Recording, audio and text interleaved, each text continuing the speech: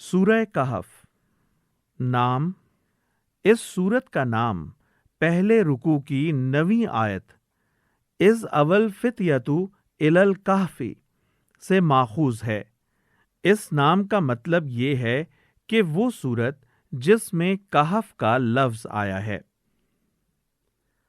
زمانہ نزول، یہاں سے ان صورتوں کا آغاز ہوتا ہے جو مکی زندگی کے تیسرے دور میں نازل ہوئی ہیں۔ مکی زندگی کو ہم نے 4 بڑے بڑے دوروں میں تقسیم کیا ہے، جن کی تفصیل سورہ انعام کے دیباچے میں گزر چکی ہے۔ اس تقسیم کے لحاظ سے تیسرا دور تقریباً 5 نبوی کے آغاز سے شروع ہو کر قریب 10 نبوی تک چلتا ہے۔ اس دور کو جو چیز دوسرے دور سے ممتاز کرتی ہے وہ یہ ہے کہ دوسرے دور میں تو قریش نے نبی صلی اللہ علیہ وآلہ وسلم اور آپ کی تحریک اور جماعت کو دبانے کے لیے زیادہ تر تضحیک، استہزاء، اعتراضات، الزامات، تخویف، اطماع اور مخالفانہ پروپیگنڈے پر اعتماد کر رکھا تھا، مگر اس تیسرے دور میں انہوں نے ظلم و ستم، مار پیٹ اور معاشی دباؤ کے ہتھیار پوری سختی کے ساتھ استعمال کیے، یہاں تک کہ مسلمانوں کی ایک بڑی تعداد کو ملک چھوڑ کر حبشہ کی طرف نکل جانا پڑا، اور باقی ماندہ مسلمانوں کو اور ان کے ساتھ خود نبی صلی اللہ علیہ وآلہ وسلم اور آپ کے خاندان کو شیب ابی طالب میں محصور کر کے ان کا مکمل معاشی اور معاشرتی مقاطعہ کر دیا گیا۔ تاہم اس دور میں 2 شخصیتیں، ابو طالب اور ام المومنین حضرت خدیجہ رضی اللہ تعالی عنہا، ایسی تھیں جن کے ذاتی اثر کی وجہ سے قریش کے 2 بڑے خاندان نبی صلی اللہ علیہ وآلہ وسلم کی پشت پناہی کر رہے تھے۔ 10 نبوی میں ان دونوں کی آنکھیں بند ہوتے ہی یہ دور ختم ہو گیا اور چوتھا دور شروع ہوا، جس میں مسلمانوں پر مکے کی زندگی تنگ کر دی گئی، یہاں تک کہ آخر کار نبی صلی اللہ علیہ وآلہ وسلم سمیت تمام مسلمانوں کو مکے سے نکل جانا پڑا۔ سورہ کہف کے مضمون پر غور کرنے سے اندازہ ہوتا ہے کہ یہ تیسرے دور کے آغاز میں نازل ہوئی ہوگی، جبکہ ظلم و ستم اور مزاحمت نے شدت تو اختیار کر لی تھی، مگر ابھی ہجرت حبشہ واقع نہ ہوئی تھی۔ اس وقت جو مسلمان ستائے جا رہے تھے ان کو اصحاب کہف کا واقعہ سنایا گیا، تاکہ ان کی ہمت بندھے اور انہیں معلوم ہو کہ اہل ایمان اپنا ایمان بچانے کے لیے اس سے پہلے کیا کچھ کر چکے ہیں۔ مضمون اور موضوع: یہ سورت مشرکین مکہ کے 3 سوالات کے جواب میں نازل ہوئی ہے، جو انہوں نے نبی صلی اللہ علیہ وآلہ وسلم کا امتحان لینے کے لیے اہل کتاب کے مشورے سے آپ کے سامنے پیش کیے تھے۔ اصحاب کہف کون تھے؟ قصہ خضر کی حقیقت کیا ہے؟ حاشیہ: روایات میں آتا ہے کہ دوسرا سوال روح کے متعلق تھا، جس کا جواب سورہ بنی اسرائیل رکوع 10 میں دیا گیا ہے، مگر سورہ کہف اور بنی اسرائیل کے زمانہ نزول میں کئی سال کا فرق ہے، اور سورہ کہف میں 2 کے بجائے 3 قصے بیان کیے گئے ہیں۔ اس لیے ہم سمجھتے ہیں کہ دوسرا سوال دراصل قصہ خضر سے متعلق تھا، نہ کہ روح سے متعلق۔ خود قرآن میں بھی ایک اشارہ ایسا موجود ہے جس سے ہمارے اس خیال کی تائید ہوتی ہے۔ ملاحظہ ہو حاشیہ نمبر 61۔ اور ذوالقرنین کا کیا قصہ ہے؟ یہ تینوں قصے عیسائیوں اور یہودیوں کی تاریخ سے متعلق تھے۔ حجاز میں ان کا کوئی چرچا نہ تھا، اسی لیے اہل کتاب نے امتحان کی غرض سے ان کا انتخاب کیا تھا، تاکہ یہ بات کھل جائے کہ واقعی محمد صلی اللہ علیہ وآلہ وسلم کے پاس کوئی غیبی ذریعہ علم ہے یا نہیں، مگر اللہ تعالیٰ نے صرف یہی نہیں کہ اپنے نبی کی زبان سے ان کے سوالات کا پورا جواب دیا، بلکہ ان کے اپنے پوچھے ہوئے تینوں قصوں کو پوری طرح اس صورتحال پر چسپاں بھی کر دیا جو اس وقت مکے میں کفر اور اسلام کے درمیان درپیش تھی۔ ایک، اصحاب کہف کے متعلق بتایا کہ وہ اسی توحید کے قائل تھے جس کی دعوت یہ قرآن پیش کر رہا ہے، اور ان کا حال مکے کے مٹھی بھر مظلوم مسلمانوں کے حال سے اور ان کی قوم کا رویہ کفار قریش کے رویے سے کچھ مختلف نہ تھا۔ پھر اسی قصے سے اہل ایمان کو یہ سبق دیا گیا کہ اگر کفار کا غلبہ بے پناہ ہو اور ایک مومن کو ظالم معاشرے میں سانس لینے تک کی مہلت نہ دی جا رہی ہو، تب بھی اس کو باطل کے آگے سر نہ جھکانا چاہیے، بلکہ اللہ کے بھروسے پر تن بتقدیر نکل جانا چاہیے۔ اسی حوالے سے ضمناً کفار مکہ کو یہ بھی بتایا کہ اصحاب کہف کا قصہ عقیدہ آخرت کی صحت کا ایک ثبوت ہے۔ جس طرح خدا نے اصحاب کہف کو ایک مدت دراز موت کی نیند سلانے کے بعد پھر جلا اٹھایا، اسی طرح اس کی قدرت سے وہ بعث بعد الموت بھی کچھ بعید نہیں ہے جسے ماننے سے تم انکار کر رہے ہو۔ دو، اصحاب کہف کے قصے سے راستہ نکال کر اس ظلم اور ستم اور تحقیر و تذلیل پر گفتگو شروع کر دی گئی جو مکے کے سردار اور کھاتے پیتے لوگ اپنی بستی کی چھوٹی سی نومسلم جماعت کے ساتھ برت رہے تھے۔ اس سلسلے میں ایک طرف نبی صلی اللہ علیہ وآلہ وسلم کو ہدایت کی گئی کہ نہ ان ظالموں سے کوئی مصالحت کرو اور نہ اپنے غریب ساتھیوں کے مقابلے میں ان بڑے بڑے لوگوں کو کوئی اہمیت دو۔ دوسری طرف ان رئیسوں کو نصیحت کی گئی کہ اپنے چند روزہ عیش زندگانی پر نہ پھولو، بلکہ ان بھلائیوں کے طالب بنو جو ابدی اور پائیدار ہیں۔ تین، اسی سلسلہ کلام میں قصہ خضر و موسیٰ کچھ اس انداز میں سنایا گیا کہ اس میں کفار کے سوالات کا جواب بھی تھا اور مومنین کے لیے سامان تسلی بھی۔ اس واقعے میں دراصل جو سبق دیا گیا ہے وہ یہ ہے کہ اللہ کی مشیت کا کارخانہ جن مصلحتوں پر چل رہا ہے وہ چونکہ تمہاری نظر سے پوشیدہ ہیں، اس لیے تم بات بات پر حیران ہوتے ہو کہ یہ کیوں ہوا یا کیا ہو گیا، یہ تو بڑا غضب ہوا، حالانکہ اگر پردہ اٹھا دیا جائے تو تمہیں خود معلوم ہو جائے کہ یہاں جو کچھ ہو رہا ہے ٹھیک ہو رہا ہے، اور بظاہر جس چیز میں برائی نظر آتی ہے آخر کار وہ بھی کسی نتیجہ خیر ہی کے لیے ہوتی ہے۔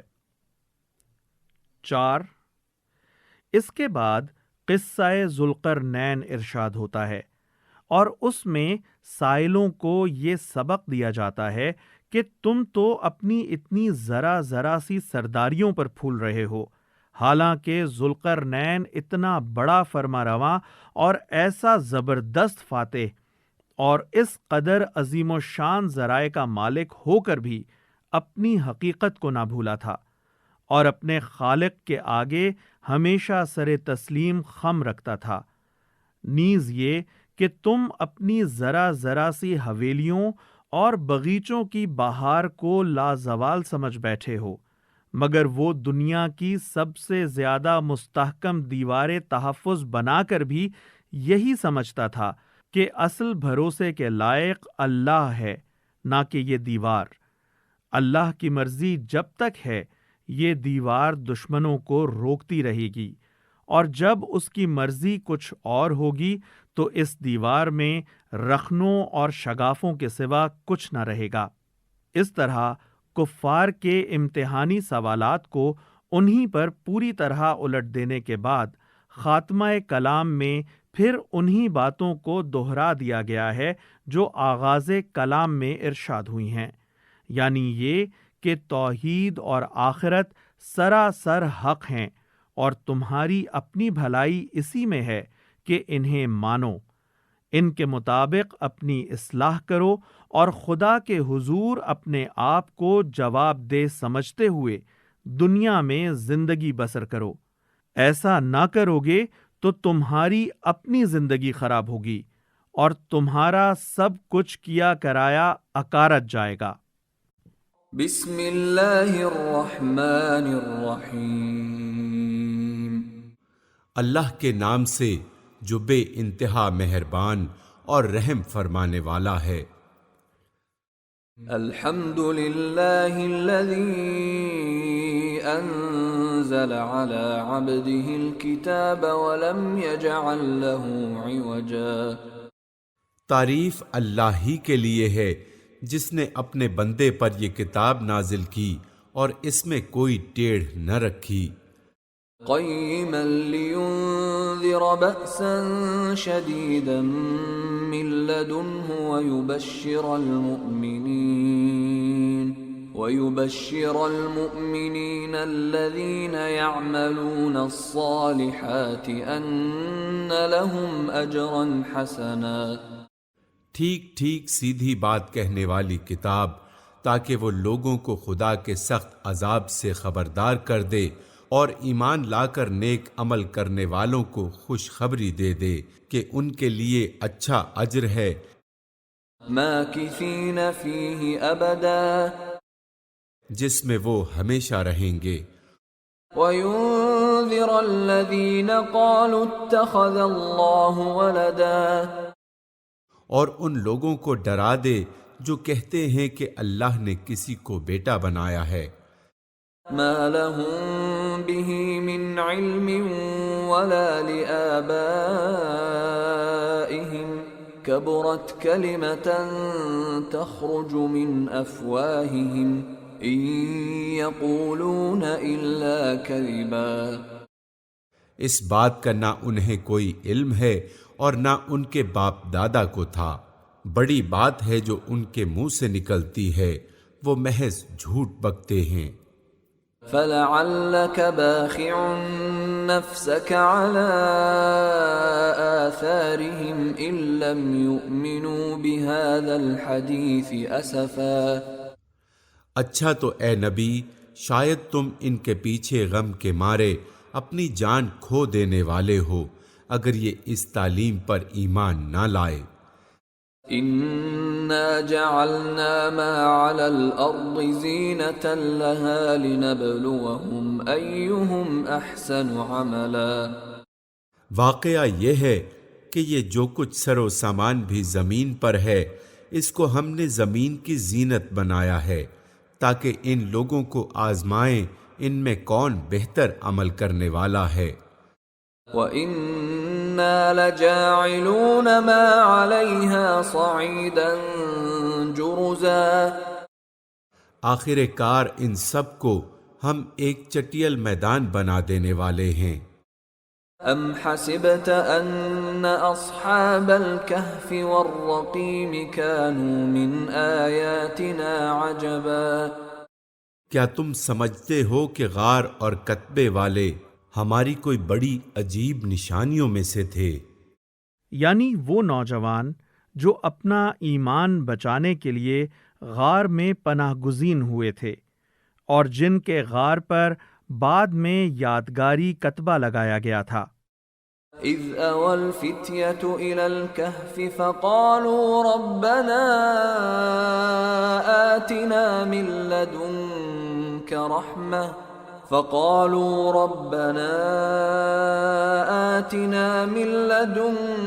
رحمة وهيئ لنا من امرنا رشدا۔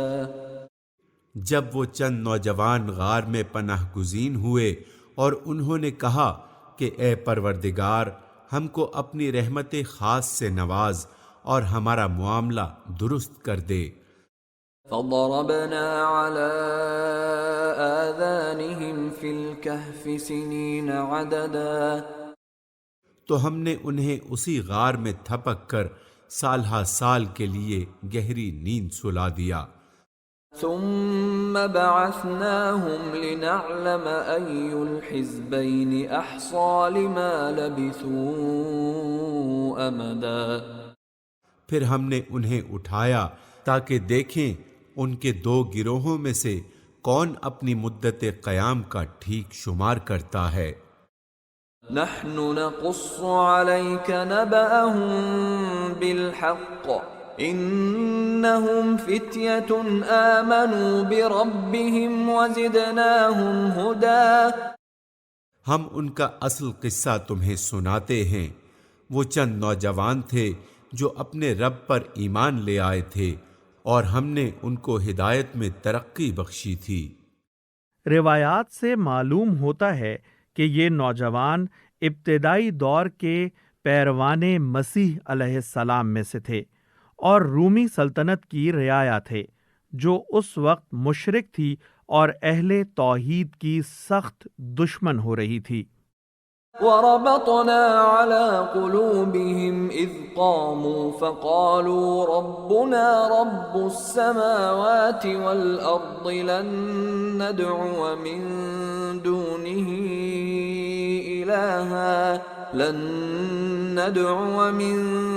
دونه إلها لقد قلنا إذا شططا ہم نے ان کے دل اس وقت مضبوط کر دیے جب وہ اٹھے اور انہوں نے یہ اعلان کر دیا کہ ہمارا رب تو بس وہی ہے جو آسمانوں اور زمین کا رب ہے، ہم اسے چھوڑ کر کسی دوسرے معبود کو نہ پکاریں گے، اگر ہم ایسا کریں تو بالکل بیجا بات کریں گے۔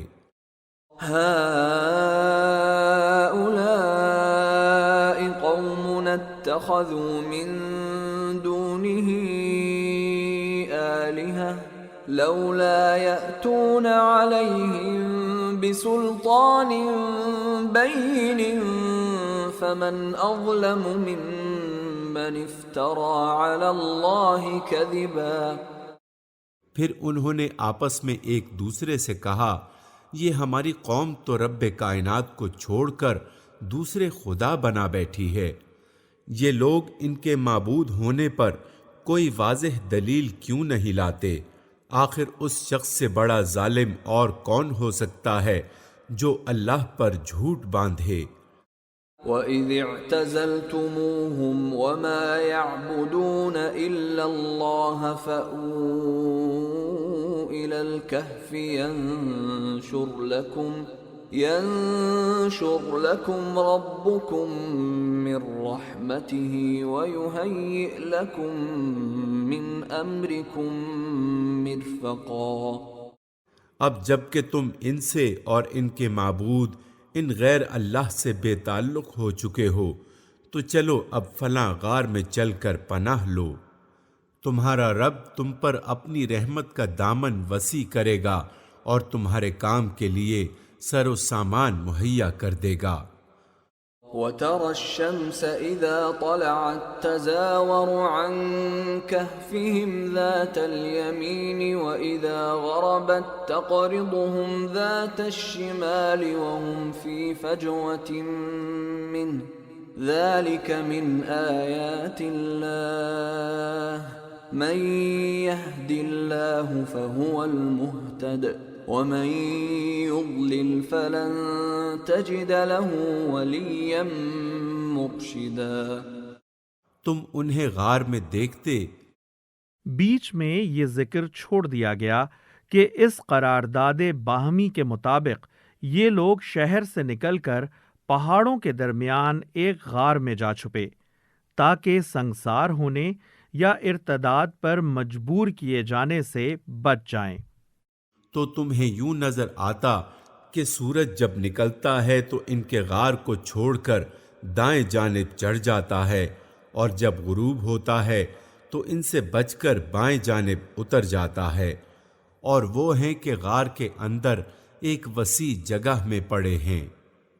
یہ اللہ کی نشانیوں میں سے ایک ہے، جس کو اللہ ہدایت دے وہی ہدایت پانے والا ہے، اور جسے اللہ بھٹکا دے اس کے لیے تم کوئی ولی مرشد نہیں پا سکتے۔ وَتَحْسَبُهُمْ أَيْقَاظًا وَهُمْ رُقُودٌ وَنُقَلِّبُهُمْ ذَاتَ الْيَمِينِ وَذَاتَ الشِّمَالِ وَكَلْبُهُمْ بَاسِطٌ ذِرَاعَيْهِ بِالْوَصِيدِ لَوِ اطَّلَعْتَ عَلَيْهِمْ لَوَلَّيْتَ مِنْهُمْ فِرَارًا وَلَمُلِئْتَ مِنْهُمْ رُعْبًا۔ تم انہیں دیکھ کر یہ سمجھتے کہ وہ جاگ رہے ہیں، حالانکہ وہ سو رہے تھے۔ ہم انہیں دائیں بائیں کروٹ دلواتے رہتے تھے، اور ان کا کتا غار کے دہانے پر ہاتھ پھیلائے بیٹھا تھا۔ اگر تم کہیں جھانک کر انہیں دیکھتے تو الٹے پاؤں بھاگ کھڑے ہوتے، اور تم پر ان کے نظارے سے دہشت بیٹھ جاتی۔ وَكَذَلِكَ بَعَثْنَاهُمْ لِيَتَسَاءَلُوا بَيْنَهُمْ قَالَ قَائِلٌ مِّنْهُمْ كَمْ لَبِثْتُمْ قَالُوا لَبِثْنَا يَوْمًا أَوْ بَعْضَ يَوْمٍ قَالُوا رَبُّكُمْ أَعْلَمُ بِمَا لَبِثْتُمْ فَابْعَثُوا أَحَدَكُمْ بِوَرِقِكُمْ هَٰذِهِ إِلَى الْمَدِينَةِ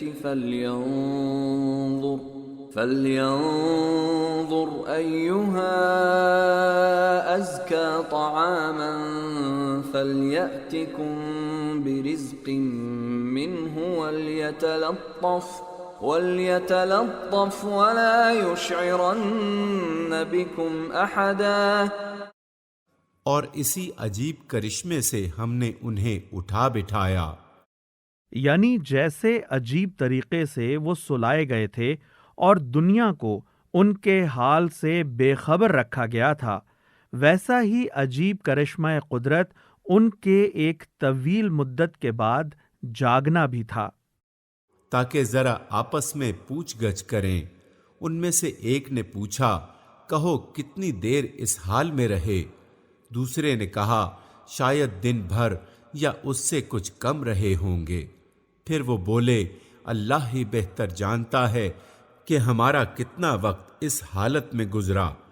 چلو اب اپنے میں سے کسی کو چاندی کا یہ سکہ دے کر شہر بھیجیں، اور وہ یہ دیکھے کہ سب سے اچھا کھانا کہاں ملتا ہے، وہاں سے وہ کچھ کھانے کے لیے لائے، اور چاہیے کہ ذرا ہوشیاری سے کام کرے، ایسا نہ ہو کہ وہ کسی کو ہمارے یہاں ہونے سے خبردار کر بیٹھے۔ إِنَّهُمْ إِن يَظْهَرُوا عَلَيْكُمْ يَرْجُمُوكُمْ أَوْ يُعِيدُوكُمْ فِي مِلَّتِهِمْ وَلَن تُفْلِحُوا إِذًا أَبَدًا۔ اگر کہیں ان لوگوں کا ہاتھ ہم پر پڑ گیا تو بس سنسار ہی کر ڈالیں گے، یا پھر زبردستی ہمیں اپنی ملت میں واپس لے جائیں گے، اور ایسا ہوا تو ہم کبھی فلاح نہ پا سکیں گے۔ وَكَذَلِكَ أَعْثَرْنَا عَلَيْهِمْ لِيَعْلَمُوا أَنَّ وَعْدَ اللَّهِ حَقٌّ وَأَنَّ السَّاعَةَ لَا رَيْبَ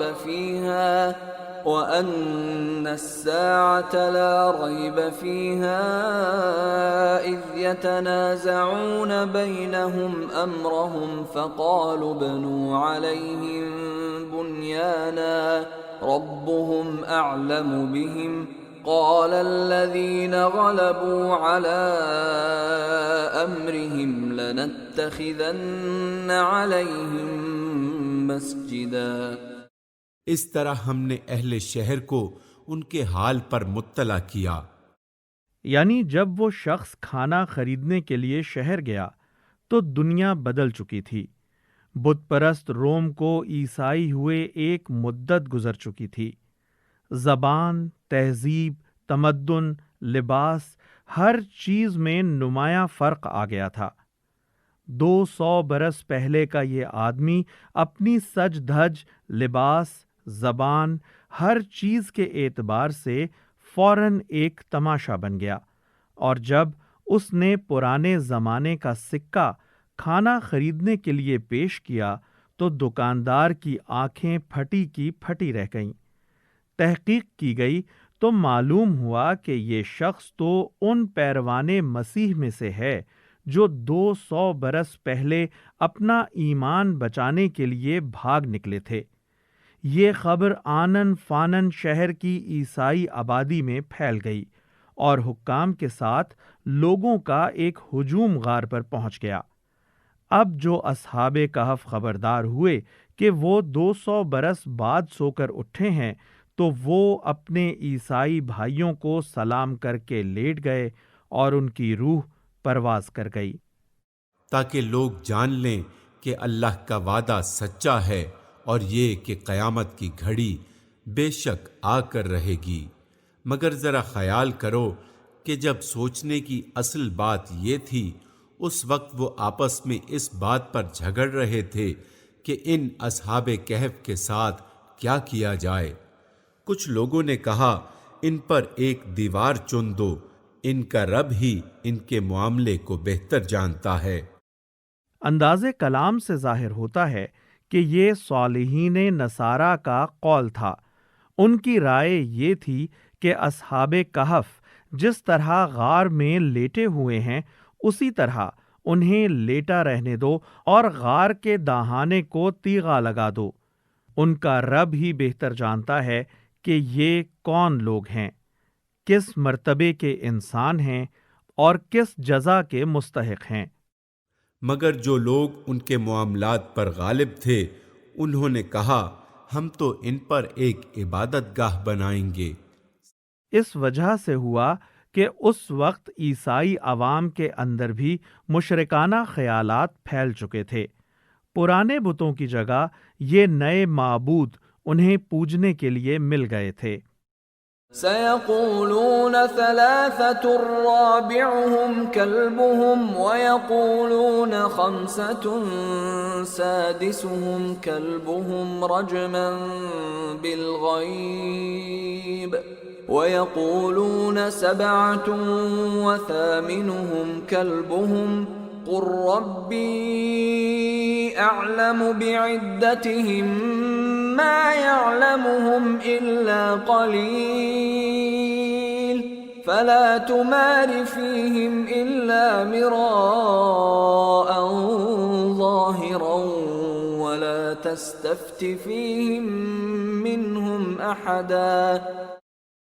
کچھ لوگ کہیں گے کہ وہ 3 تھے اور چوتھا ان کا کتا تھا، اور کچھ دوسرے کہہ دیں گے کہ 5 تھے اور چھٹا ان کا کتا تھا۔ یہ سب بے تکی ہانکتے ہیں۔ کچھ اور لوگ کہتے ہیں کہ 7 تھے اور 8واں ان کا کتا تھا۔ اس سے معلوم ہوتا ہے کہ اس واقعے کے 350 سال بعد نزول قرآن کے زمانے میں اس کی تفصیلات کے متعلق مختلف افسانے عیسائیوں میں پھیلے ہوئے تھے، اور عموماً مستند معلومات لوگوں کے پاس موجود نہ تھیں۔ تاہم چونکہ تیسرے قول کی تردید اللہ تعالیٰ نے نہیں فرمائی ہے، اس لیے یہ گمان کیا جا سکتا ہے کہ صحیح تعداد 7 ہی تھی۔ کہو، میرا رب ہی بہتر جانتا ہے کہ وہ کتنے تھے۔ کم ہی لوگ ان کی صحیح تعداد جانتے ہیں۔ پس سرسری بات سے بڑھ کر ان کی تعداد کے معاملے میں لوگوں سے بحث نہ کرو اور نہ ان کے متعلق کسی سے کچھ پوچھو۔ مطلب یہ ہے کہ اصل چیز ان کی تعداد نہیں، بلکہ اصل چیز وہ سبق ہیں جو اس قصے سے ملتے ہیں۔ وَلَا تَقُولَنَّ لِشَيْءٍ إِنِّي فَاعِلٌ ذَلِكَ غَدًا۔ اور دیکھو، کسی چیز کے بارے میں کبھی یہ نہ کہا کرو کہ میں کل یہ کام کر دوں گا۔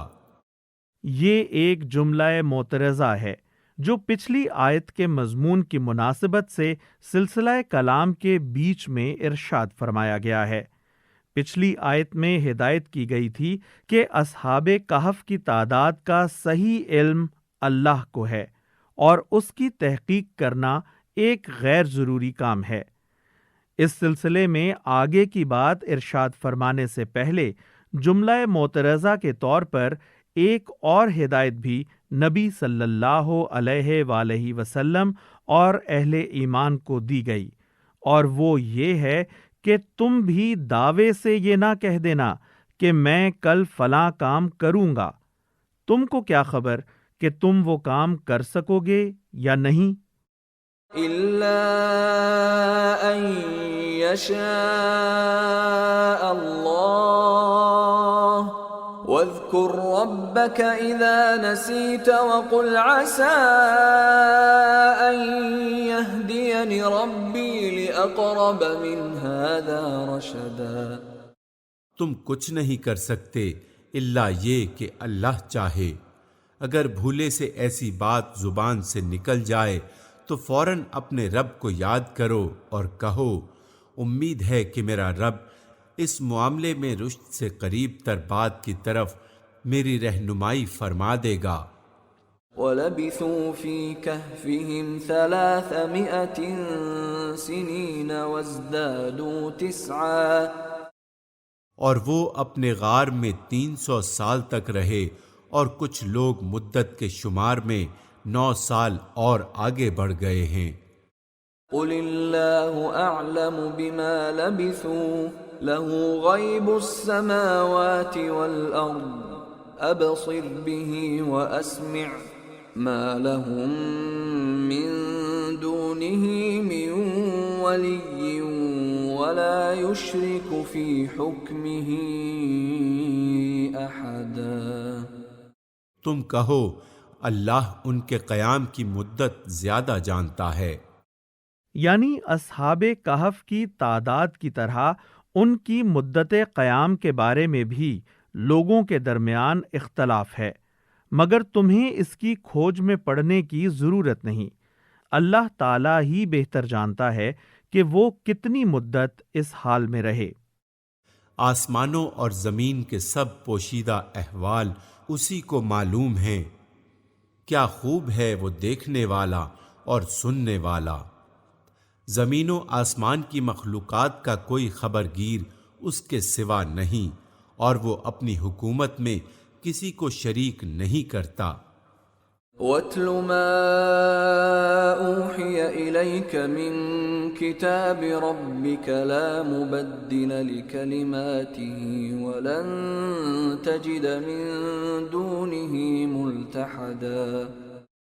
اے نبی، تمہارے رب کی کتاب میں سے جو کچھ تم پر وحی کیا گیا ہے اسے جوں کا توں سنا دو، کوئی اس کے فرمودات کو بدل دینے کا مجاز نہیں ہے، اور اگر تم کسی کی خاطر اس میں رد و بدل کرو گے تو اس سے بچ کر بھاگنے کے لیے کوئی جائے پناہ نہ پاؤ گے۔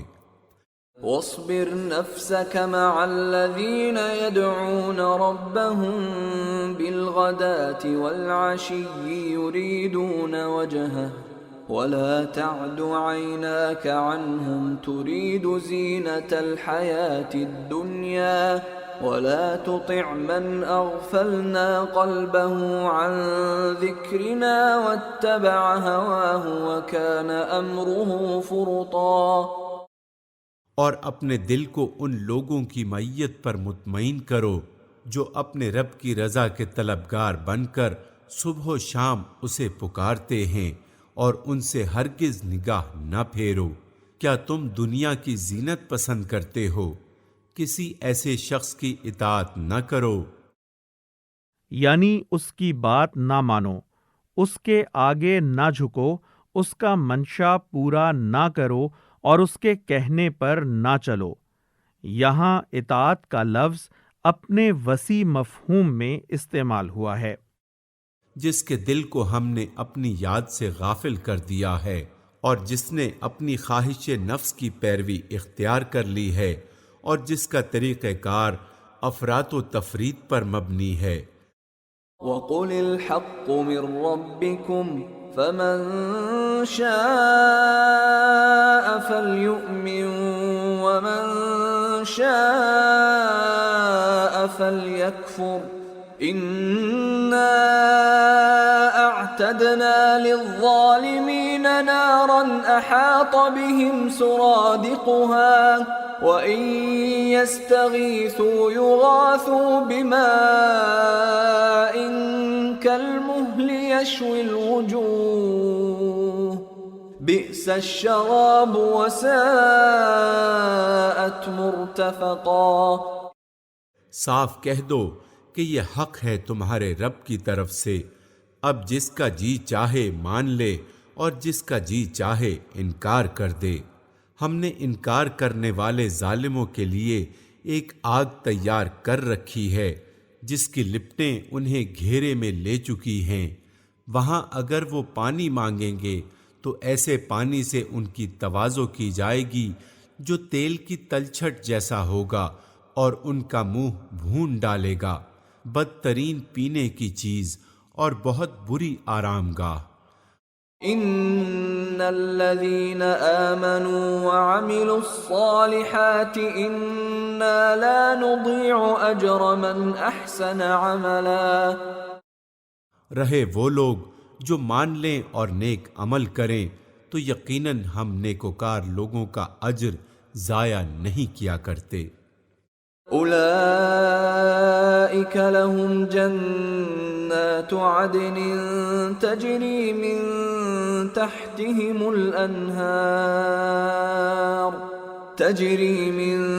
تحتهم الانہار یحلون فیہا من اساور من ذہب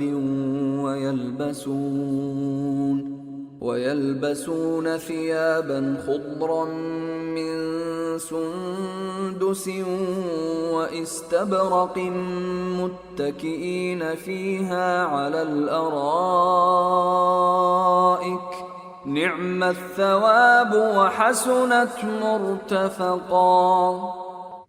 ان کے لیے سدا بہار جنتیں ہیں جن کے نیچے نہریں بہہ رہی ہوں گی، وہاں وہ سونے کے کنگنوں سے آراستہ کیے جائیں گے۔ قدیم زمانے میں بادشاہ سونے کے کنگن پہنتے تھے۔ اہل جنت کے لباس میں اس چیز کا ذکر کرنے سے مقصود یہ بتانا ہے کہ وہاں ان کو شاہانہ لباس پہنائے جائیں گے۔ ایک کافر اور فاسق بادشاہ وہاں ذلیل و خوار ہوگا اور ایک مومن صالح مزدور وہاں بادشاہوں کسی شان و شوکت سے رہے گا۔ باریک ریشم اور اطلس و دیبا کے سبز کپڑے پہنیں گے اور اونچی مسندوں پر تکیے لگا کر بیٹھیں گے، بہترین اجر اور اعلیٰ درجے کی جائے قیام۔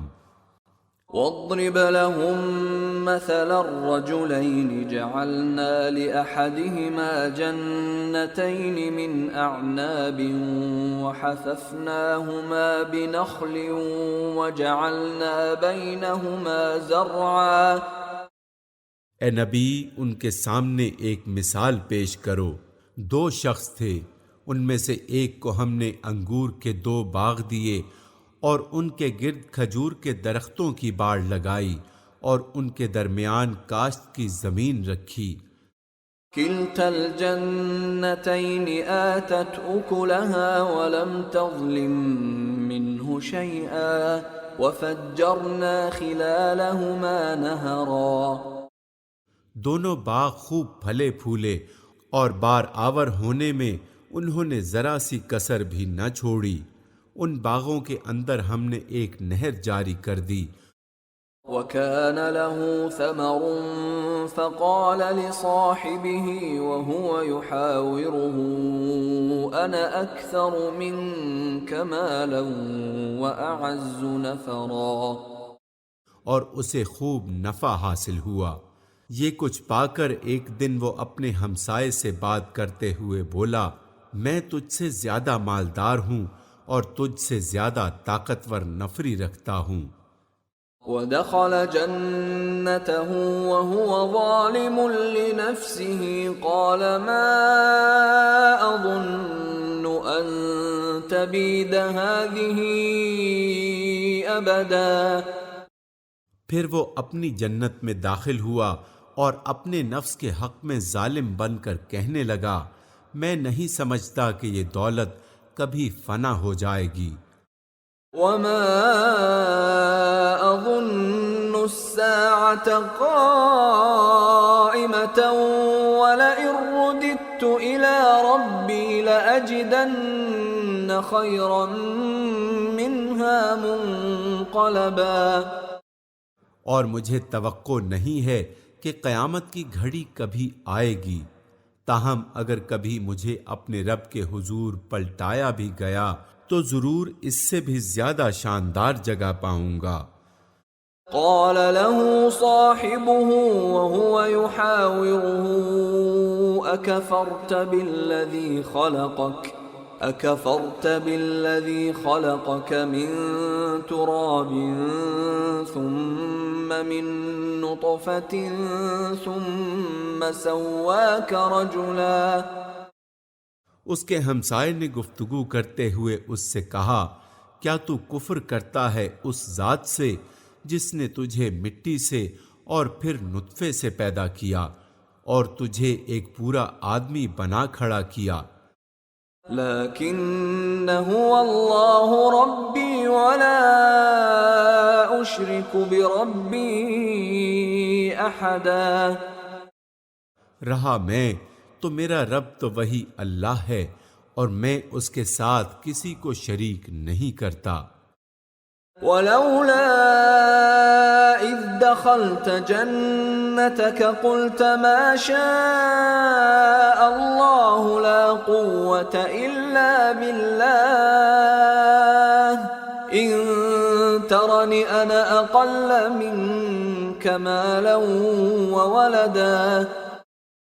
اور جب تو اپنی جنت میں داخل ہو رہا تھا تو اس وقت تیری زبان سے یہ کیوں نہ نکلا کہ ماشاء اللہ لا قوت الا باللہ، یعنی جو کچھ اللہ چاہے وہی ہوگا، میرا اور کسی کا کچھ زور نہیں ہے، ہمارا اگر کچھ بس چل سکتا ہے تو اللہ ہی کی توفیق اور تائید سے چل سکتا ہے۔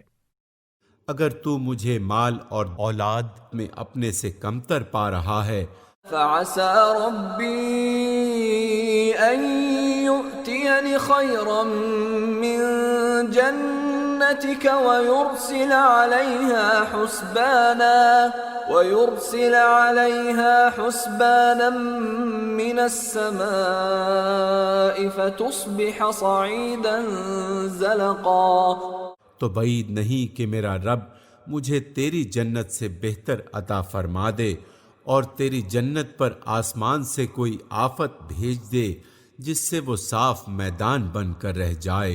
او يصبح ماؤها غورا فلن تستطيع له طلبا، یا اس کا پانی زمین میں اتر جائے اور پھر تو اسے کسی طرح نہ نکال سکے۔ وَأُحِيطَ بِثَمَرِهِ فَأَصْبَحَ يُقَلِّبُ كَفَّيْهِ عَلَى مَا أَنفَقَ فِيهَا وَهِيَ خَاوِيَةٌ عَلَى عُرُوشِهَا وَيَقُولُ يَا لَيْتَنِي لَمْ أُشْرِكْ بِرَبِّي أَحَدًا۔ آخر کار ہوا یہ کہ اس کا سارا ثمرہ مارا گیا اور وہ اپنے انگوروں کے باغ کو ٹٹیوں پر الٹا پڑا دیکھ کر اپنی لگائی ہوئی لاگت پر ہاتھ ملتا رہ گیا اور کہنے لگا کہ کاش میں نے اپنے رب کے ساتھ کسی کو شریک نہ ٹھہرایا ہوتا۔ وَلَمْ تَكُنْ لَهُ فِئَةٌ يَنصُرُونَهُ مِن دُونِ اللَّهِ وَمَا كَانَ مُنتَصِرًا۔ نہ ہوا اللہ کو چھوڑ کر اس کے پاس کوئی جتھا کہ اس کی مدد کرتا، اور نہ کر سکا وہ آپ ہی اس آفت کا مقابلہ ہوا۔ هُنَالِكَ الْوَلَایَةُ لِلَّهِ الْحَقِّ هُوَ خَيْرٌ ثَوَابًا وَخَيْرٌ عُقْبًا۔ اس وقت معلوم ہوا کہ کارسازی کا اختیار خدائے برحق ہی کے لیے ہے، انعام وہی بہتر ہے جو وہ بخشے اور انجام وہی بخیر ہے جو وہ دکھائے۔ وَاضْرِبْ لَهُم مثل الحياة الدنيا كماء أنزلناه من السماء فاختلط به نبات الأرض فأصبح هشيما تذروه الرياح وَكَانَ اللَّهُ عَلَى كُلِّ شَيْءٍ مُقْتَدِرًا۔ اور اے نبی انہیں حیات دنیا کی حقیقت اس مثال سے سمجھاؤ کہ آج ہم نے آسمان سے پانی برسا دیا تو زمین کی پود خوب گھنی ہو گئی، اور کل وہی نباتات بھس بن کر رہ گئی جسے ہوائیں اڑائے لیے پھرتی ہیں۔ اللہ ہر چیز پر قدرت رکھتا ہے۔ المال والبنون زینة الحیاة الدنیا والباقیات الصالحات خیر عند ربک ثوابا وخیر املا۔ یہ مال اور یہ اولاد محض دنیاوی زندگی کی ایک ہنگامی آرائش ہے، اصل میں تو باقی رہ جانے والی نیکیاں ہی تیرے رب کے نزدیک نتیجے کے لحاظ سے بہتر ہیں، اور انہی سے اچھی امیدیں وابستہ کی جا سکتی ہیں۔ وَيَوْمَ نُسَيِّرُ الْجِبَالَ وَتَرَى الْأَرْضَ بَارِزَةً وَحَشَرْنَاهُمْ فَلَمْ نُغَادِرْ مِنْهُمْ أَحَدًا۔ فکر اس دن کی ہونی چاہیے جب کہ ہم پہاڑوں کو چلائیں گے اور تم زمین کو بالکل برہنہ پاؤ گے، اور ہم تمام انسانوں کو اس طرح گھیر کر جمع کریں گے کہ اگلوں پچھلوں میں ایک بھی نہ چھوٹے گا۔ وَعُرِضُوا عَلَى رَبِّكَ صَفًّا لَقَدْ جِئْتُمُونَا كَمَا خَلَقْنَاكُمْ أَوَّلَ مَرَّةٍ بَلْ زَعَمْتُمْ أَن لَّن نَّجْعَلَ لَكُم مَّوْعِدًا۔ اور سب کے سب تمہارے رب کے حضور صف در صف پیش کیے جائیں گے۔ لو دیکھ لو، آ گئے نہ تم ہمارے پاس، اسی طرح جیسا ہم نے تم کو پہلی بار پیدا کیا تھا۔ تم نے تو یہ سمجھا تھا کہ ہم نے تمہارے لیے کوئی وعدے کا وقت مقرر ہی نہیں کیا ہے۔ وَوُضِعَ الْكِتَابُ فَتَرَى الْمُجْرِمِينَ مُشْفِقِينَ مِمَّا فِيهِ وَيَقُولُونَ يَا وَيْلَتَنَا مَا لِهَذَا الْكِتَابِ لَا يُغَادِرُ صَغِيرَةً وَلَا كَبِيرَةً إِلَّا أَحْصَاهَا وَوَجَدُوا مَا عَمِلُوا حَاضِرًا وَلَا يَظْلِمُ رَبُّكَ أَحَدًا۔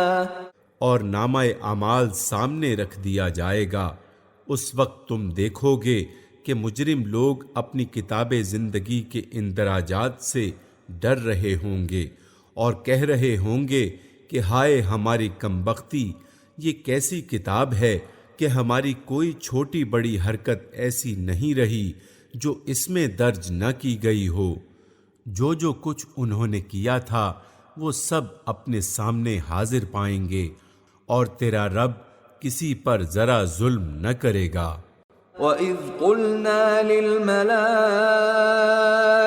اسْجُدُوا لِآدَمَ فَسَجَدُوا إِلَّا إِبْلِيسَ كَانَ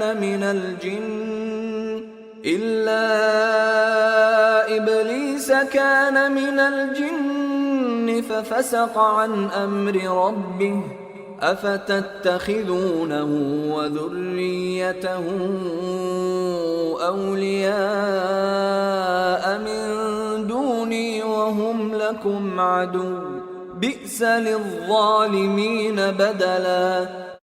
یاد کرو جب ہم نے فرشتوں سے کہا کہ آدم کو سجدہ کرو تو انہوں نے سجدہ کیا، مگر ابلیس نے نہ کیا، وہ جنوں میں سے تھا، اس لیے اپنے رب کے حکم کی اطاعت سے نکل گیا۔ یعنی ابلیس فرشتوں میں سے نہ تھا بلکہ جنوں میں سے تھا، اسی لیے اطاعت سے باہر ہو جانا اس کے لیے ممکن ہوا۔ فرشتوں میں سے ہوتا تو نافرمانی کر ہی نہیں سکتا، بخلاف اس کے جن انسانوں کی طرح ایک ذی اختیار مخلوق ہے جسے پیدائشی فرما بردار نہیں بنایا گیا ہے، بلکہ کفر اور ایمان اور اطاعت اور معصیت دونوں کی قدرت بخشی گئی ہے۔ اب کیا تم مجھے چھوڑ کر اس کو اور اس کی ذریت کو اپنا سرپرست بناتے ہو، حالانکہ وہ تمہارے دشمن ہیں؟ بڑا ہی برا بدل ہے جسے ظالم لوگ اختیار کر رہے ہیں۔ ما اشهدتهم خلق السماوات والارض ولا خلق انفسهم وما كنت متخذ المضلين عضدا۔ میں نے آسمان و زمین پیدا کرتے وقت ان کو نہیں بلایا تھا اور نہ خود ان کی اپنی تخلیق میں انہیں شریک کیا تھا۔ میرا یہ کام نہیں ہے کہ گمراہ کرنے والوں کو اپنا مددگار بنایا کروں۔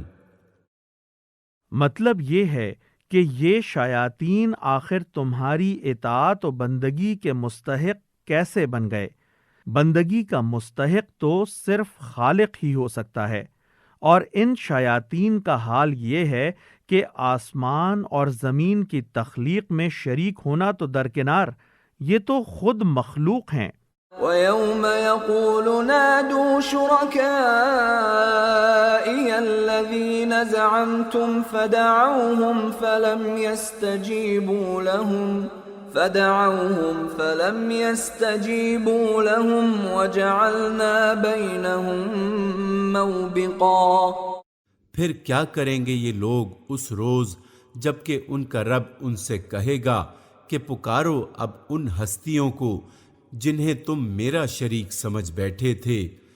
یہ ان کو پکاریں گے مگر وہ ان کی مدد کو نہ آئیں گے، اور ہم ان کے درمیان ایک ہی ہلاکت کا گڑھا مشترک کر دیں گے۔ وَرَأَى الْمُجْرِمُونَ النَّارَ فَظَنُّوا أَنَّهُمْ مُوَاقِعُوهَا وَلَمْ يَجِدُوا عَنْهَا مَصْرِفًا۔ سارے مجرم اس روز آگ دیکھیں گے اور سمجھ لیں گے کہ اب انہیں اس میں گرنا ہے اور اس سے بچنے کے لیے کوئی جائے پناہ نہ پائیں گے۔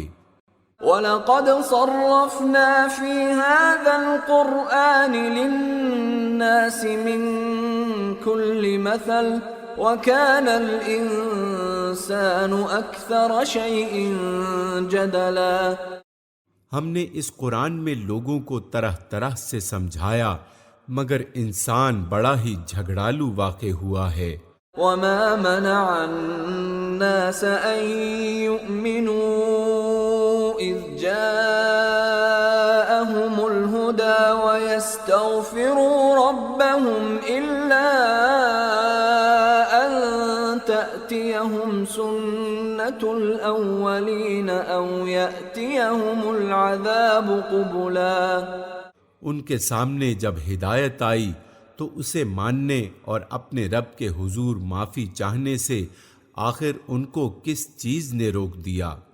اس کے سوا اور کچھ نہیں کہ وہ منتظر ہیں کہ ان کے ساتھ بھی وہی کچھ ہو جو پچھلی قوموں کے ساتھ ہو چکا ہے، یا یہ کہ وہ عذاب کو سامنے آتے دیکھ لیں۔ وَمَا نُرْسِلُ الْمُرْسَلِينَ إِلَّا مُبَشِّرِينَ وَمُنذِرِينَ وَيُجَادِلُ الَّذِينَ كَفَرُوا بِالْبَاطِلِ لِيُدْحِضُوا بِهِ الْحَقَّ وَاتَّخَذُوا آيَاتِي وَمَا أُنذِرُوا هُزُوًا۔ رسولوں کو ہم اس کام کے سوا اور کسی غرض کے لیے نہیں بھیجتے کہ وہ بشارت اور تنبیہ کی خدمت انجام دے دیں، مگر کافروں کا یہ حال ہے کہ وہ باطل کے ہتھیار لے کر حق کو نیچا دکھانے کی کوشش کرتے ہیں، اور انہوں نے میری آیات کو اور ان تنبیہات کو جو انہیں کی گئیں مذاق بنا لیا ہے۔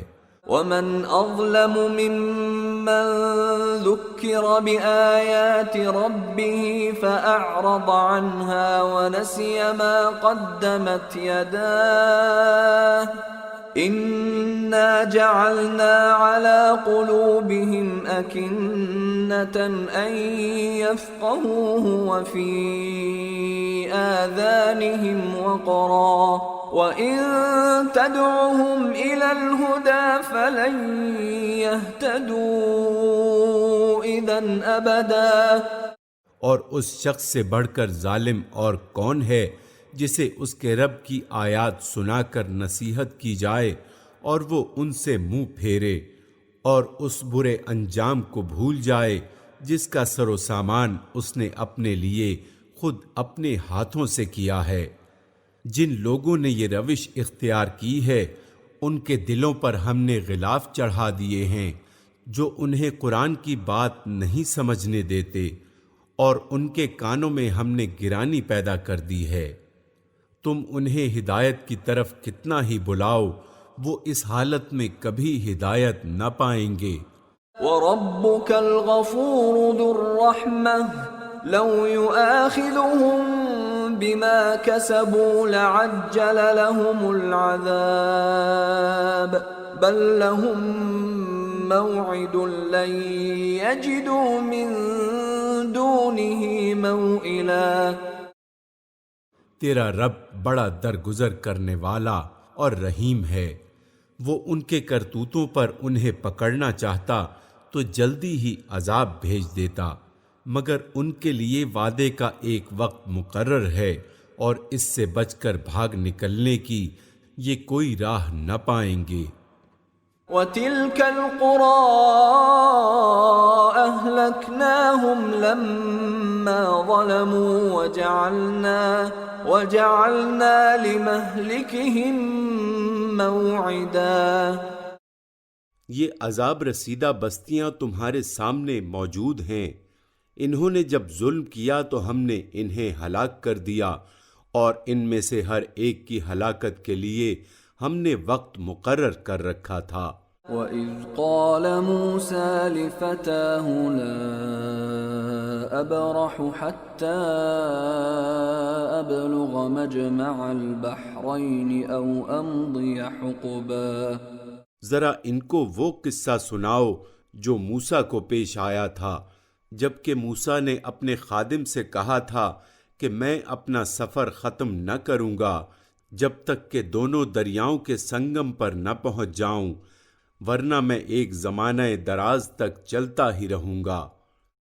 کسی مستند ذریعے سے یہ معلوم نہیں ہو سکا ہے کہ حضرت موسیٰ علیہ السلام کا یہ سفر کس زمانے میں پیش آیا تھا، اور وہ دو دریا کون سے تھے جن کے سنگم پر یہ واقعہ پیش آیا، لیکن قصے پر غور کرنے سے ایسا محسوس ہوتا ہے کہ یہ حضرت موسیٰ علیہ السلام کے زمانہ قیام مصر کا واقعہ ہے، جبکہ فرعون سے ان کی کشمکش چل رہی تھی، اور دو دریاؤں سے مراد نیل ازرق اور نیل ابیض ہیں جن کے سنگم پر موجود شہر خرطوم آباد ہے۔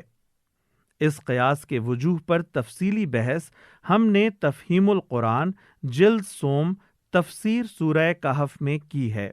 فَلَمَّا بَلَغَا مَجْمَعَ بَيْنِهِمَا نَسِيَا حُوتَهُمَا فَاتَّخَذَ سَبِيلَهُ فِي الْبَحْرِ سَرَبًا۔ پس جب وہ ان کے سنگم پر پہنچے تو اپنی مچھلی سے غافل ہو گئے، اور وہ نکل کر اس طرح دریا میں چلی گئی جیسے کہ کوئی سرنگ لگی ہو۔ فَلَمَّا جَاوَزَا قَالَ لِفَتَاهُ آتِنَا غَدَاءَنَا لَقَدْ لَقِينَا مِن سَفَرِنَا هَٰذَا نَصَبًا۔ آگے جا کر موسیٰ نے اپنے خادم سے کہا، لاؤ ہمارا ناشتہ، آج کے سفر میں تو ہم بری طرح تھک گئے ہیں۔ قال أرأيت إذ أوينا إلى الصخرة فإني نسيت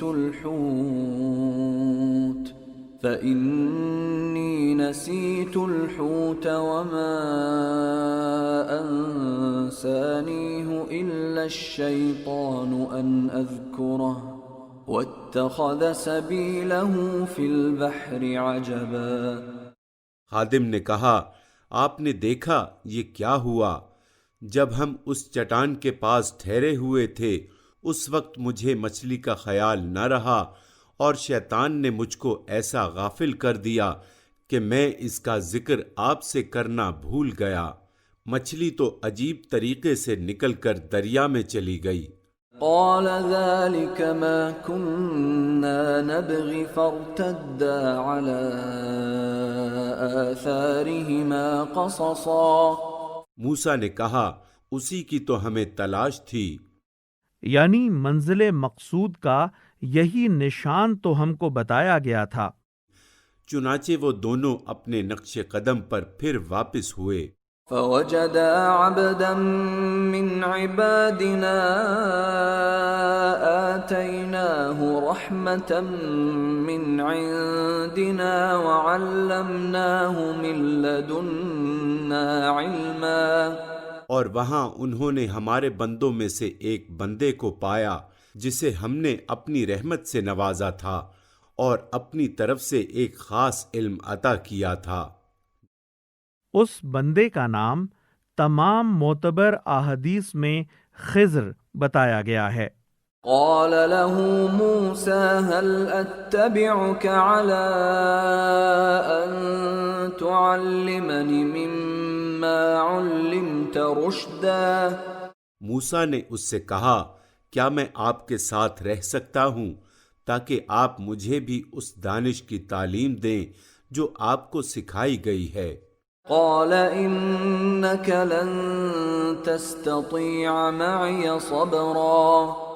اس نے جواب دیا آپ میرے ساتھ صبر نہیں کر سکتے۔ وكيف تصبر على ما لم تحط به خبرا۔ اور جس چیز کی آپ کو خبر نہ ہو آخر آپ اس پر صبر کر بھی کیسے سکتے ہیں؟ قال ستجدني إن شاء الله صابرا ولا أعصي لك أمرا۔ موسیٰ نے کہا انشاءاللہ آپ مجھے صابر پائیں گے اور میں کسی معاملے میں آپ کی نافرمانی نہ کروں گا۔ قال فإن اتبعتني فلا تسألني عن شيء حتى أحدث لك منه ذكرا۔ اس نے کہا اچھا اگر آپ میرے ساتھ چلتے ہیں تو مجھ سے کوئی بات نہ پوچھیں جب تک کہ میں خود اس کا آپ سے ذکر نہ کروں۔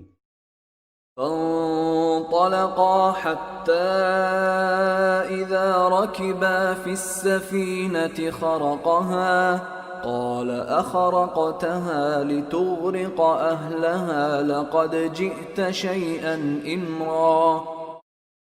اب وہ دونوں روانہ ہوئے یہاں تک کہ وہ ایک کشتی میں سوار ہو گئے تو اس شخص نے کشتی میں شگاف ڈال دیا۔ موسیٰ نے کہا آپ نے اس میں شگاف ڈال دیا تاکہ سب کشتی والوں کو ڈبو دیں، یہ تو آپ نے ایک سخت حرکت کر ڈالی۔ قال ألم أقل إنك لن تستطيع معي صبرا۔ اس نے کہا میں نے تم سے کہا نہ تھا کہ تم میرے ساتھ صبر نہیں کر سکتے۔ قال لا تؤاخذني بما نسيت ولا ترهقني من أمري عسرا۔ موسیٰ نے کہا بھول چوک پر مجھے نہ پکڑیے، میرے معاملے میں آپ ذرا سختی سے کام نہ لیں۔ فانطلقا حتى إذا لقيا غلاما فقتله قال أقتلت نفسا زكية بغير نفس قال أقتلت نفسا زكية بغير نفس لقد جئت شيئا نكرا۔ پھر وہ دونوں چلے یہاں تک کہ ان کو ایک لڑکا ملا اور اس شخص نے اسے قتل کر دیا۔ موسیٰ نے کہا آپ نے ایک بے گناہ کی جان لے لی حالانکہ اس نے کسی کا خون نہ کیا تھا، یہ کام تو آپ نے بہت ہی برا کیا۔ جز 16 بسم اللہ الرحمن الرحیم اللہ کے نام سے جو بے انتہا مہربان اور رحم فرمانے والا ہے۔ قال ألم أقل لك إنك لن تستطيع معي صبرا اس نے کہا میں نے تم سے کہا نہ تھا کہ تم میرے ساتھ صبر نہیں کر سکتے۔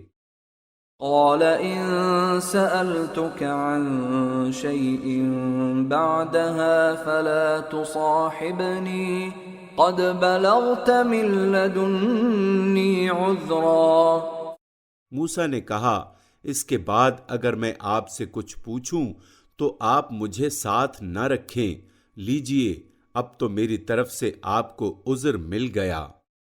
فانطلقا حتى إذا أتيا أهل قرية استطعما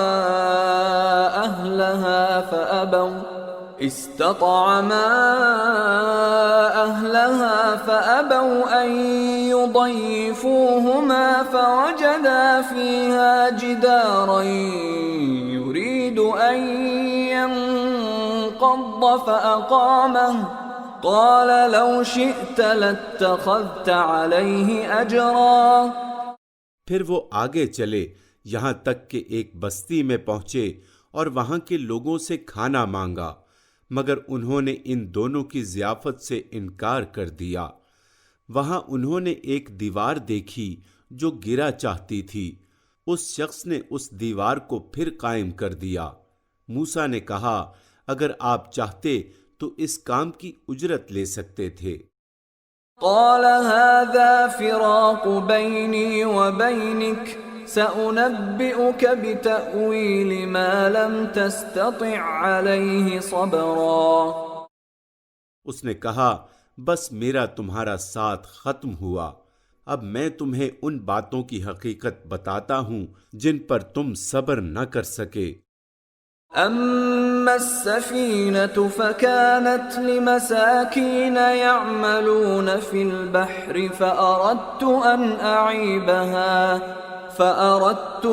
أعيبها وكان وراءهم ملك يأخذ كل سفينة غصبا اس کشتی کا معاملہ یہ ہے کہ وہ چند غریب آدمیوں کی تھی جو دریا میں محنت مزدوری کرتے تھے۔ میں نے چاہا کہ اسے عیبدار کر دوں کیونکہ آگے ایک ایسے بادشاہ کا علاقہ تھا جو ہر کشتی کو زبردستی چھین لیتا تھا۔ وَأَمَّا الْغُلَامُ فَكَانَ أَبَوَاهُ مُؤْمِنَيْنِ فَخَشِينَا أَن يُرْهِقَهُمَا طُغْيَانًا وَكُفْرًا رہا وہ لڑکا تو اس کے والدین مومن تھے، ہمیں اندیشہ ہوا کہ یہ لڑکا اپنی سرکشی اور کفر سے ان کو تنگ کرے گا۔ فَأَرَدْنَا أَن يُبْدِلَهُمَا رَبُّهُمَا خَيْرًا مِّنْهُ زَكَاةً وَأَقْرَبَ رُحْمًا اس لیے ہم نے چاہا کہ ان کا رب اس کے بدلے ان کو ایسی اولاد دے جو اخلاق میں بھی اس سے بہتر ہو اور جس سے صلہ رحمی بھی زیادہ متوقع ہو۔ وَأَمَّا الْجِدَارُ فَكَانَ لِغُلَامَيْنِ يَتِيمَيْنِ فِي الْمَدِينَةِ وَكَانَ تَحْتَهُ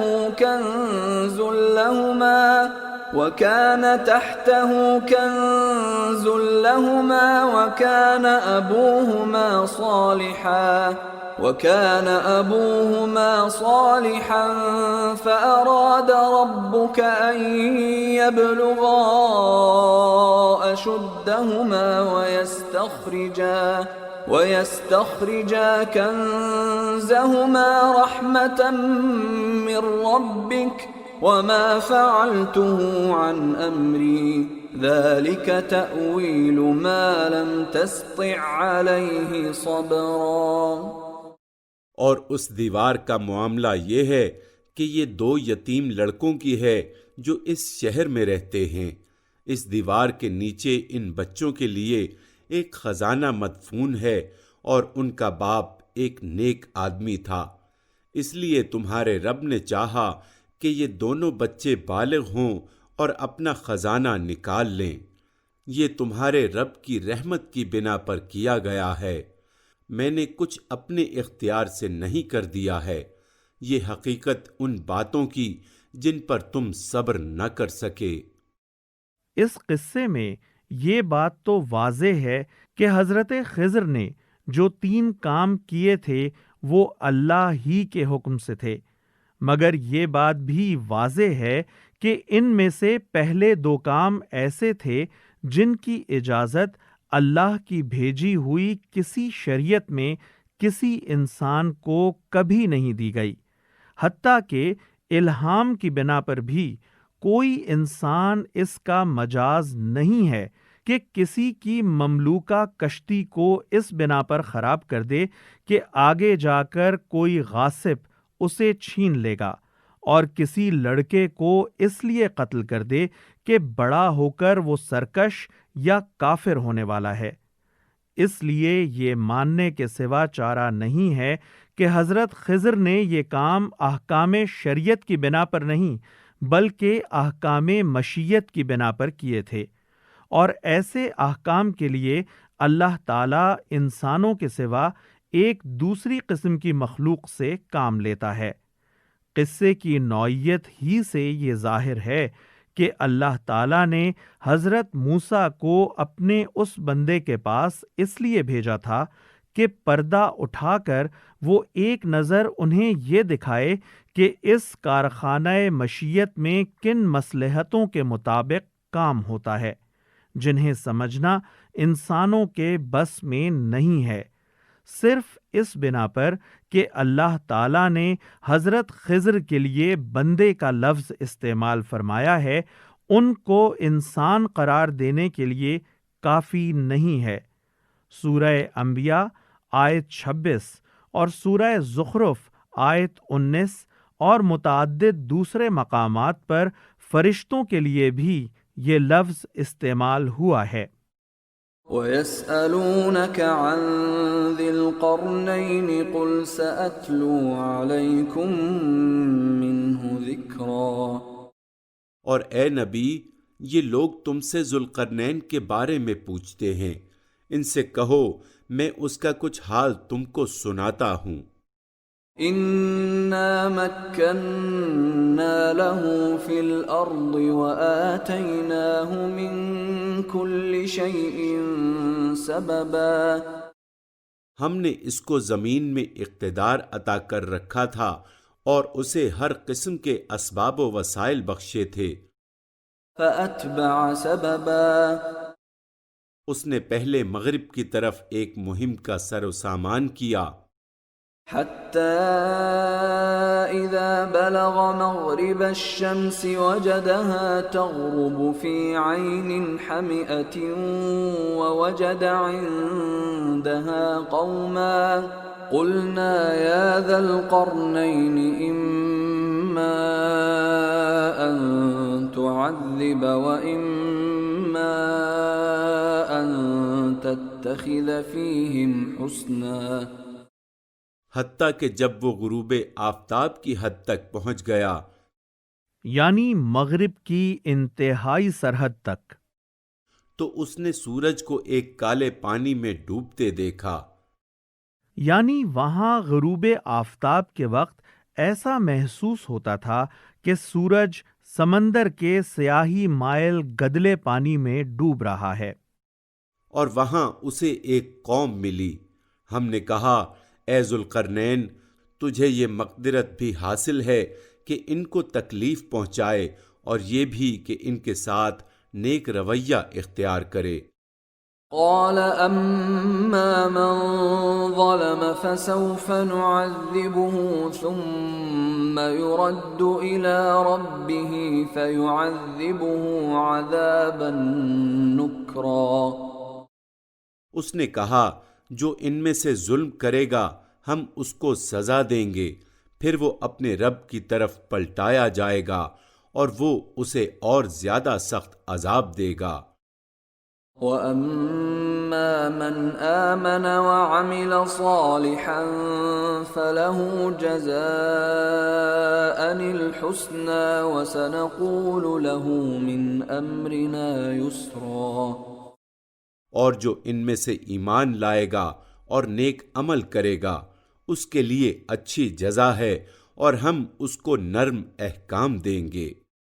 ثُمَّ أَتْبَعَ سَبَبًا، پھر اس نے ایک دوسری مہم کی تیاری کی، حَتَّى إِذَا بَلَغَ مَطْلِعَ الشَّمْسِ وَجَدَهَا تَطْلُعُ عَلَى قَوْمٍ لَمْ نَجْعَلْ لَهُم مِّن دُونِهَا سِتْرًا، یہاں تک کہ طلوع آفتاب کی حد تک جا پہنچا، یعنی مشرق کی انتہائی سرحد تک۔ وہاں اس نے دیکھا کہ سورج ایک ایسی قوم پر طلوع ہو رہا ہے جس کے لیے دھوپ سے بچنے کا کوئی سامان ہم نے نہیں کیا ہے۔ كَذَلِكَ وَقَدْ أَحَطْنَا بِمَا لَدَيْهِ خُبْرًا، یہ حال تھا ان کا، اور ذوالقرنین کے پاس جو کچھ تھا اسے ہم جانتے تھے۔ ثُمَّ أَتْبَعَ سَبَبًا، پھر اس نے ایک اور مہم کا سامان کیا، حَتَّى إِذَا بَلَغَ بَيْنَ السَّدَّيْنِ وَجَدَ مِن دُونِهِمَا قَوْمًا لَا يَكَادُونَ يَفْقَهُونَ قَوْلًا، یہاں تک کہ جب وہ دو پہاڑوں کے درمیان پہنچا تو اسے ان کے پاس ایک قوم ملی جو مشکل ہی سے کوئی بات سمجھتی تھی۔ قالوا يا ذا القرنين إن يأجوج ومأجوج مفسدون في الأرض فهل نجعل لك خرجا على أن تجعل بيننا وبينهم سدا۔ ان لوگوں نے کہا، اے ذوالقرنین، یاجوج اور ماجوج، یاجوج ماجوج سے مراد ایشیا کے شمال مشرقی علاقے کی وہ قومیں ہیں جو قدیم زمانے سے متمدن ممالک پر غارت گرانہ حملے کرتی رہی ہیں، اور جن کے سیلاب وقتاً فوقتاً اٹھ کر ایشیا اور یورپ دونوں طرف رخ کرتے رہے ہیں۔ حزقی ایل کے صحیفے باب 38-39 میں ان کا علاقہ روس اور توبل موجودہ توبالسک اور مسک موجودہ ماسکو بتایا گیا ہے۔ اسرائیلی مورخ یوسیفوس ان سے مراد سیتھین قوم لیتا ہے جس کا علاقہ بحر اسود کے شمال اور مشرق میں واقع تھا۔ جیروم کے بیان کے مطابق ماجوج کاکیشیا کے شمال میں بحر خضر کے قریب آباد تھے۔ اس سرزمین میں فساد پھیلاتے ہیں، تو کیا ہم تجھے کوئی ٹیکس اس کام کے لیے دیں کہ تو ہمارے اور ان کے درمیان ایک بند تعمیر کر دے؟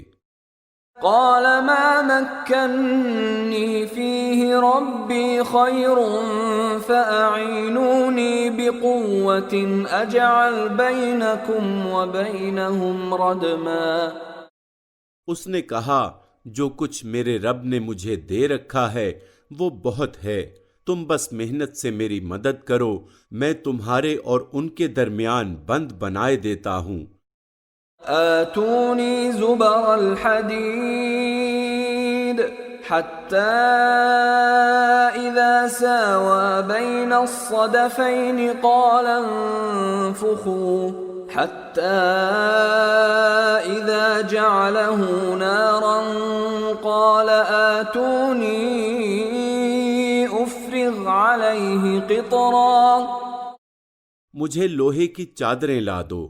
آخر جب دونوں پہاڑوں کے درمیانی خلا کو اس نے پاٹ دیا تو لوگوں سے کہا کہ اب آگ دہکاؤ، حتیٰ کہ جب یہ آہنی دیوار بالکل آگ کی طرح سرخ کر دی تو اس نے کہا، لاؤ اب میں اس پر پگھلا ہوا تانبا انڈیلوں گا۔ فما استطاعوا أن ليظهروه وما استطاعوا له نقبا۔ یہ بند ایسا تھا کہ یاجوج و ماجوج اس پر چڑھ کر بھی نہ آ سکتے تھے، اور اس میں نقب لگانا ان کے لیے اور بھی مشکل تھا۔ قال هذا رحمة من ربي فإذا جاء وعد ربي جعله دكاء وكان وعد ربي حقا۔ ذوالقرنین نے کہا یہ میرے رب کی رحمت ہے، مگر جب میرے رب کے وعدے کا وقت آئے گا تو وہ اس کو پیوند خاک کر دے گا، اور میرے رب کا وعدہ برحق ہے۔ وَتَرَكْنَا بَعْضَهُمْ يَوْمَئِذٍ يَمُوجُ فِي بَعْضٍ وَنُفِخَ فِي الصُّورِ فَجَمَعْنَاهُمْ جَمْعًا۔ اور اس روز مراد ہے قیامت کا دن۔ ذوالقرنین نے جو اشارہ قیامت کے وعدہ برحق کی طرف کیا تھا، اس کی مناسبت سے یہ آیات اس کے قول پر اضافہ کرتے ہوئے ارشاد فرمائی گئی ہیں۔ ہم لوگوں کو چھوڑ دیں گے کہ سمندر کی موجوں کی طرح ایک دوسرے سے گتھم گتھا ہوں، اور سور پھونکا جائے گا، اور ہم سب انسانوں کو ایک ساتھ جمع کریں گے۔ وَعَرَضْنَا جَهَنَّمَ يَوْمَئِذٍ لِلْكَافِرِينَ عَرْضًا۔ اور وہ دن ہوگا جب ہم جہنم کو کافروں کے سامنے لائیں گے۔ الَّذِينَ كَانَتْ أَعْيُنُهُمْ فِي غِطَاءٍ عَنْ ذِكْرِي وَكَانُوا لَا يَسْتَطِيعُونَ سَمْعًا۔ ان کافروں کے سامنے جو میری نصیحت کی طرف سے اندھے بنے ہوئے تھے اور کچھ سننے کے لیے تیار ہی نہ تھے۔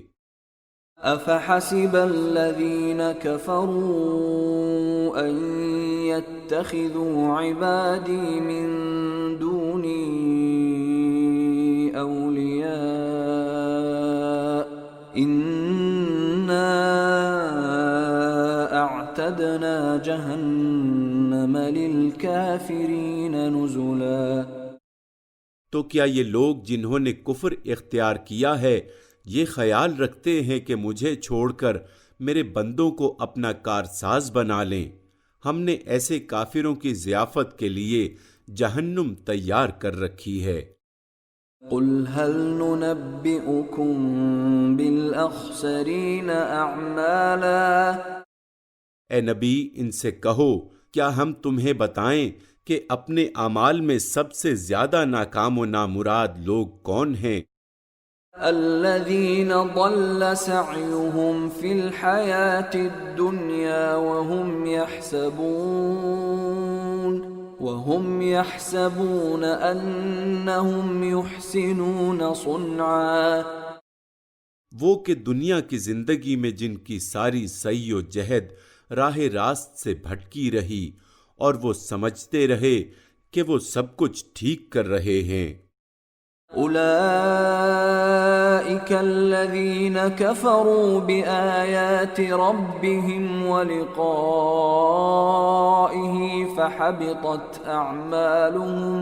فحبطت أعمالهم فلا نقيم لهم يوم القيامة وزنا۔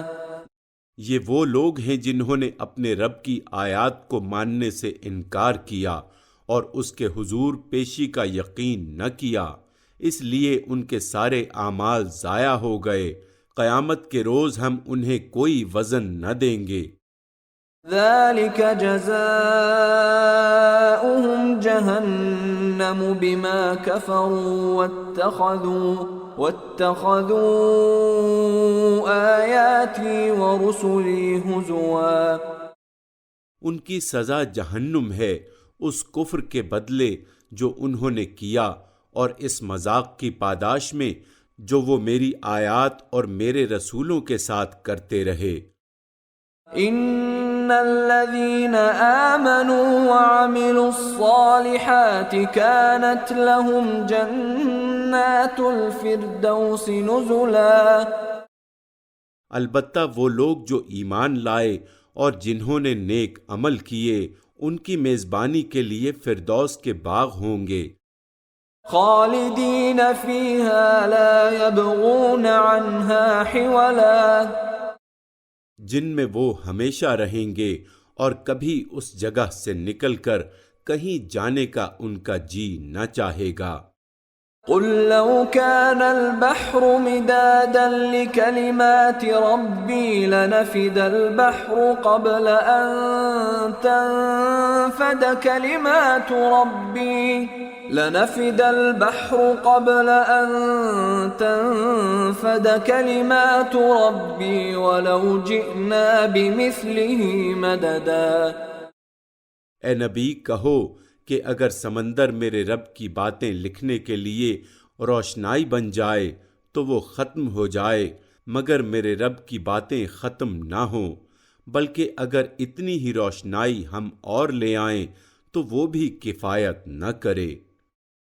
اللہ تعالیٰ کی باتوں سے مراد اس کے کام اور کمالات اور عجائبات قدرت و حکمت ہیں۔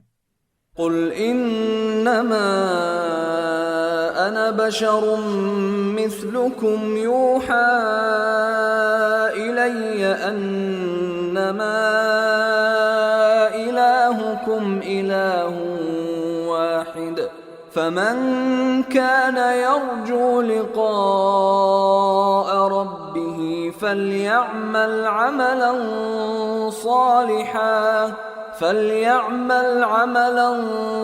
صالحا ولا يشرك بعبادة ربه أحدا۔